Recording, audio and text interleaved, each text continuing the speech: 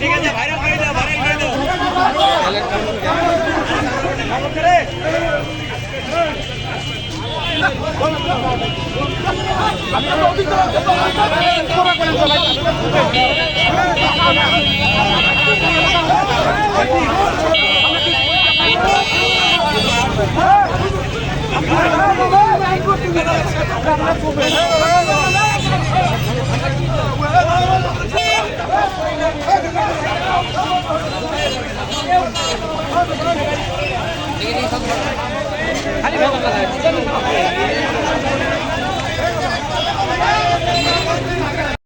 আমি সিরিয়াস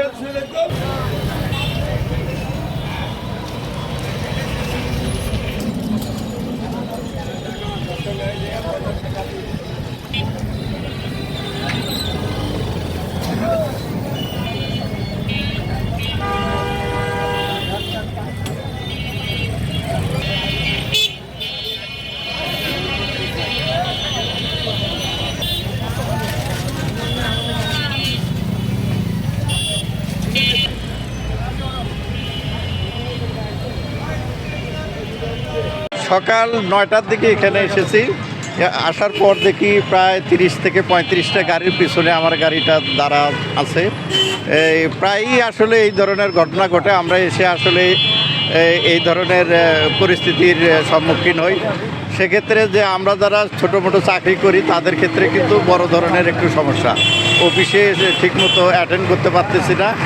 এইগুলো নানাবিধ সমস্যায় আসলে আমরা জর্জরিত হয়ে গেছি। এ কারণে সরকারের কাছে আকুল আবেদন, তারা যাতে এই ব্যাপারটাকে খুব সহজেই সমাধান করতে পারে। গতকালকে আমি হাজি ফিলিং স্টেশনে দাঁড়াইছিলাম, ১ ঘন্টা দাঁড়ানোর পরে থেকে আর ওখান থেকে তেল শেষ হয়ে গেছে, ফিরে আসছি। আজকে আমি এখানে এসে ৮টার সময় দাঁড়াইছি।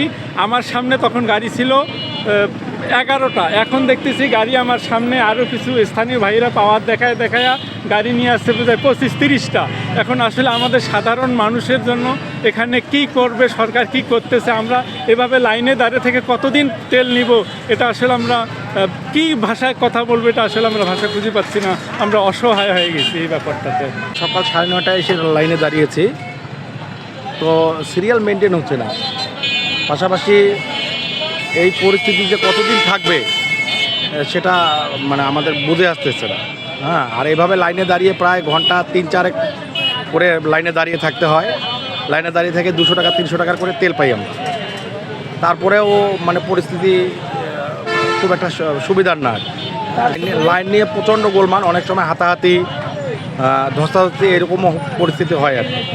সিরিয়াল মেনটেনে অনেক সমস্যা হচ্ছে। সামনের দিকে সকাল থেকে যেটা দেখা যাচ্ছে আর কি, অনেক পরে এসে প্রায় 20 থেকে 25টা গাড়ি আপনার সামনের দিকে সিরিয়াল মেনটেন বাদে মানে সামনে এসে দাঁড়িয়েছে আর কি।